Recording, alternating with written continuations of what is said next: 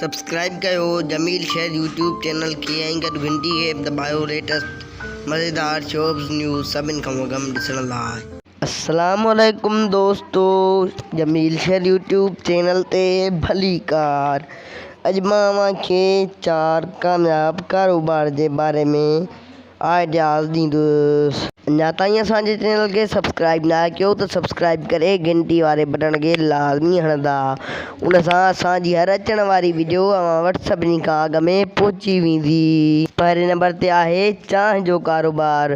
हीउ कारोबार बि तमामु बहितरीनु आहे ऐं काफ़ी सारा माण्हू हिन मां फ़ाइदो पिणु वठी रहिया आहिनि। हिकु कोप ठाहिण ते तक़रीबन 5 रुपया ख़र्च अची वेंदो आहे ऐं 30 रुपए में कोप हली रहियो आहे। उन जे करे हिन कारोबार में तमामु घणी बचत आहे। ॿिए नंबर ते आहे खीर जो कारोबार। हीउ कारोबार बि तमामु बहितरीनु ऐं सुठो कारोबार आहे ऐं शहर में काफ़ी सारा माण्हू हिन कारोबार मां पिणु फ़ाइदो वठी रहिया आहिनि।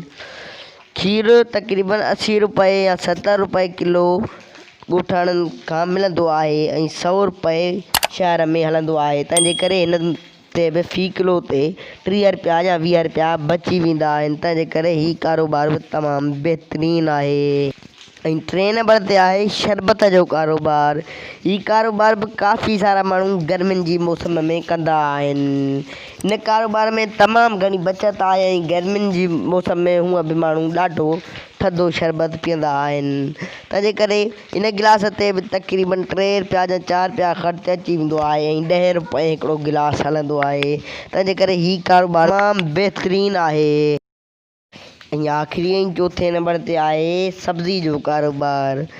सब्ज़ी ते बि तक़रीबन हर किलो ते 20 रुपया या 30 रुपया बची वञनि था। तंहिंजे करे हीउ कारोबार बि तमामु बहितरीनु आहे।